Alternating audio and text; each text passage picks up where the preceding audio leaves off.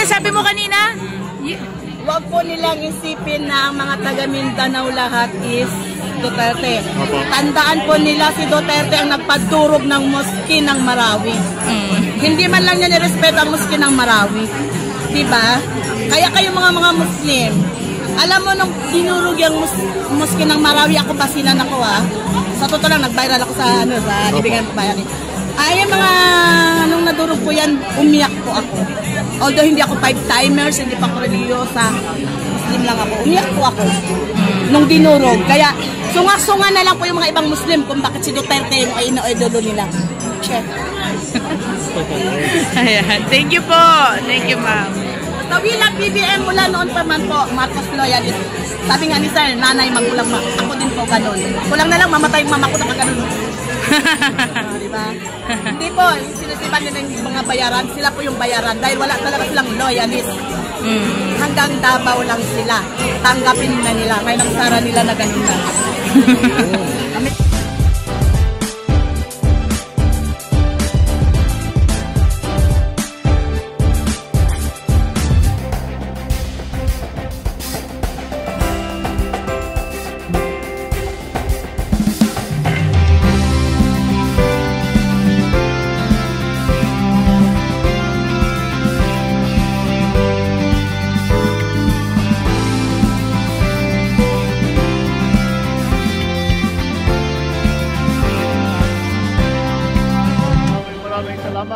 Sa inyong lahat at maraming salamat sa inyong pagdating.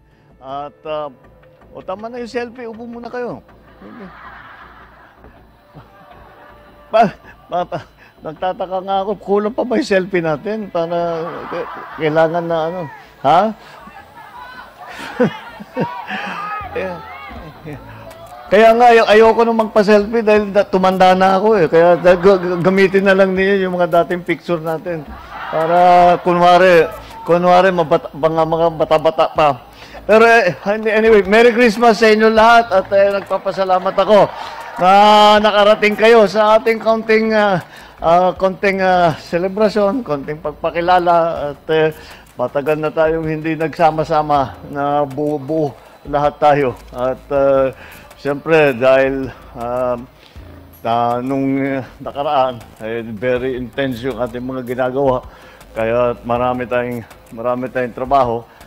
Siguro, ngayon, iba. Hindi na pareho, hindi na kampanya, hindi na eleksyon. Kaya nagbabago talaga yan. Kaya ipinilit namin na kahit papano na makipagkita sa inyo para naman makapagpasalamat kami sa inyong tuloy-tuloy na pagsuporta sa amin, Pamilya Marcos, sa administrasyon ko, at sa lahat ng ating mga ginagawa para tulungan ang taong bayan. Yan po lahat ang ating, yan lang naman ang ating layunin na makatulong. At kaya naman tayo kaya naman tayo ay nagsama-sama dahil pareho ang lahat ng ating mga pinag-iisip kung paano pagandahin ng Pilipinas, kung paano pagandahin ang buhay ng bawat Pilipino. Yan ang ating isinigaw noong kampanya. Yan ang ating lagi hanggang ngayon na naghahanap ng mga bagong pamamaraan. Kaya naging matibay ang ating pinagsamahan.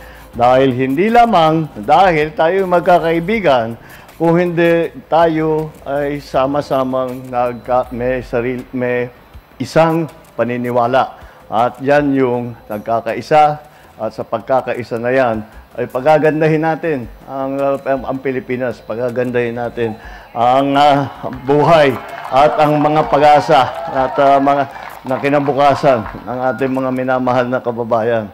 Kaya kahit ngayon ang ating ginagawa, nandito na po tayo sa Malacanang at kailangan nga talaga dapat mapadalas kayo mapunta rito dahil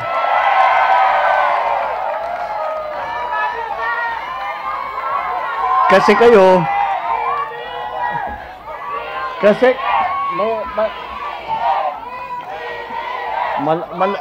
malaki ang pananagutan ninyo. Kayo naglagay sa akin dito. Kailangan kailangan nandito kayo para tulungan ninyo ako. Mahirap-hirap itong trabaho. Nararamdaman ko naman kayo kahit di tayo masyadong nagkikita. Nararamdaman ko naman kayo at nakikita ko naman yung inyong ginagawa na patuloy ang pinaglalaban, ang ikabubuti ng ating bansa, pinaglalaban ang katotohanan, pinaglalaban ang katarungan. Yan naman talaga ang ating yan naman talaga ang mahalaga sa ating lahat. Kaya natutuwa ako na kahit papano nakahanap tayo ng kaunting panahon para magsama-sama at magpapa-selfie naman. Katakot-takot na selfie siguro mama. Diba? Buti na lang nagpa-makeup ako ng makapal bago ako napunta rito.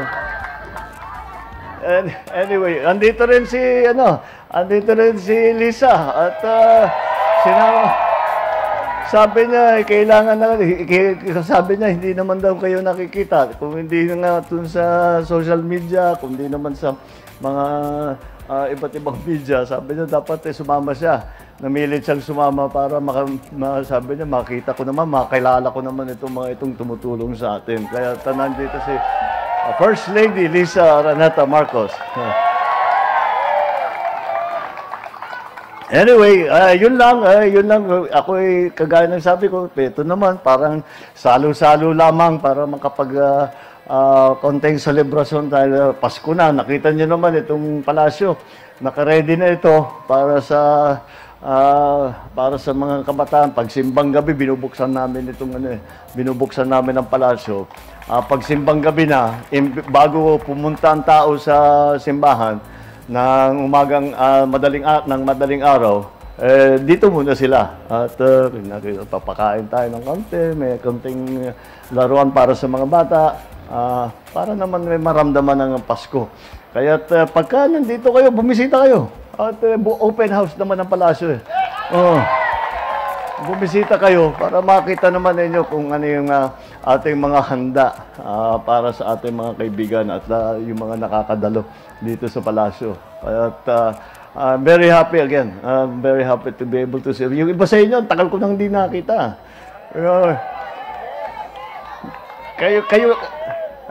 Ako lang yung tumanda sa atin eh. Kayo hindi kayo tumatanda. Ako lang yung tumanda eh.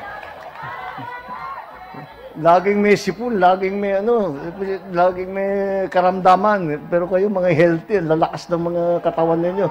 Mabuti na lang. At nandiyan kayo para ako, pagka medyo hapong-hapuna, nandiyan naman kayo para kayo ang papatuloy ng ating mga ginagawa. Kaya, anyway, I would like to thank you all very much. Maraming salamat sa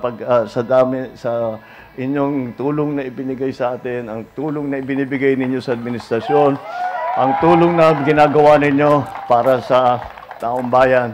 At siyempre, sa pamilya namin, hindi namin masusuklian ang inyong pagmamahal at ang inyong suporta na ibinibigay sa amin. Sa matagal na, hindi mula pa, bago pa kami tumuntong dito sa palasyo, ay nandiyan na kayong lahat.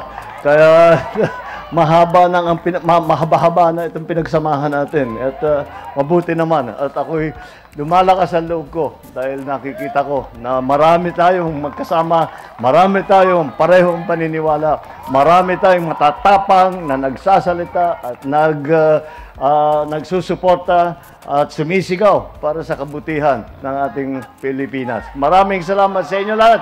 Merry Christmas! Happy New Year!